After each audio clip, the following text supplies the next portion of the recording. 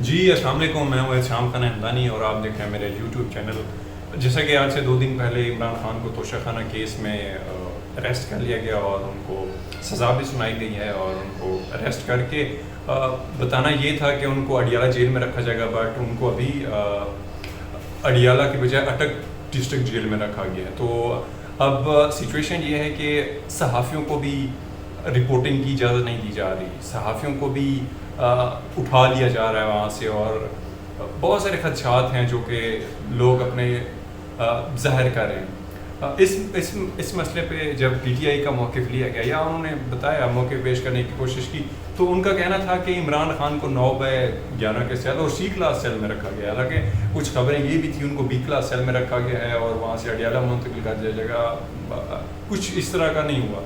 اب اس پہ P T I کے جو رہنما ہیں، ان کی کور کمیٹی کا اجلاس ہوا ہے، انہوں نے خدشات کا اظہار کیا کہ پی ٹی آئی کے جو چیئرمین ہیں ان کو ذہنی طور پہ تشدد کیا گیا ہے ان پہ، اور مختلف قسم کا ٹارچر ان پہ کیا جا رہا ہے. اور ان کا یہ بھی خدشہ تھا کہ عمران خان کو کہیں کھانے میں کوئی پوائزن وغیرہ ملا کے نہ دیا جائے. یہ ان کے خدشات تھے.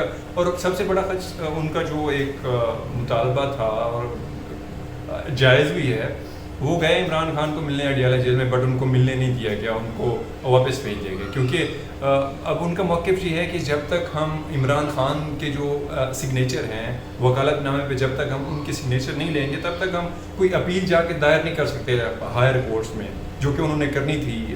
تو یہ ایک مسئلہ ہے ان کا جو کہ نہیں ہونا چاہیے.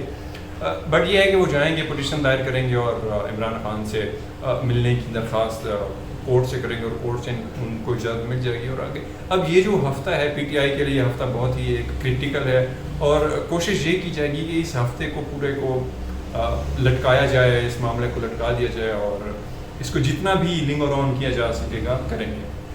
اور ہاں یہ بھی ہے، اگر ٹویٹر کھول کے دیکھیں، ایک یونیورسٹی آف حل ہے، اس کا بہت ہی ٹرینڈنگ پہ جا رہی ہے. اب بتایا یہ جا رہا ہے کہ جو جج ہمایوں دلاور تھے، وہ اپنا اس کیس کا فیصلہ سنانے کے بعد وہ چلے گئے لنڈن میں اس یونیورسٹی میں، وہ اپنی جوڈیشل جو پریکٹس ہوتی ہے، وہ جو بھی ہوتا ہے وہ کرنے میں.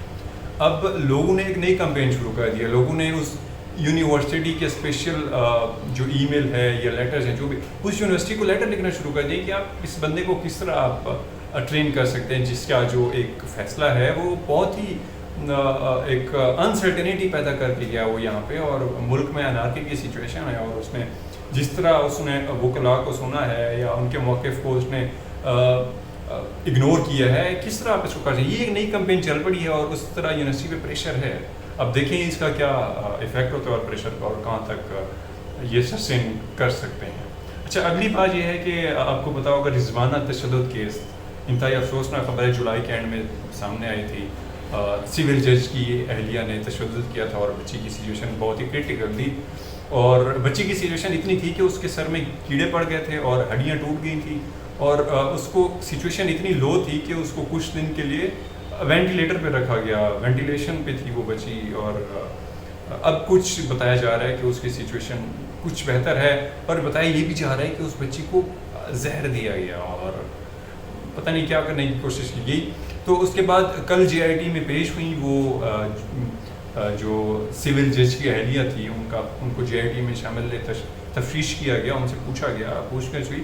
تو انہوں نے دلچسپ سی باتیں ہیں اس میں انہوں نے کی.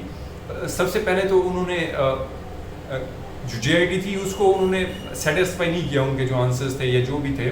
انہوں نے اینڈ پہ یہ کہا ہے کہ انہوں نے مطلب اس طرح کی باتیں کی کہ یہ بچی ہمارے گھر کام کرنے والی نہیں تھی، ہم تو اس کو تربیت دے رہے تھے، اور ہم اس کے والد کو میرے شوہر یعنی کہ وہ جو سول جج تھے، انہوں نے 60,000 روپے اس کے والد کو بھی بھیجے تھے بطور امداد کے. تو اس بچی کو ہم نے جو رکھا ہوا تھا، ہم نے تربیت کے لیے رکھا ہوا تھا، اور ہم نے اس پہ کوئی ٹارچر نہیں کیا اور کچھ بھی نہیں کیا، کوئی ڈنڈے نہیں مارے، کوئی کچھ نہیں کیا.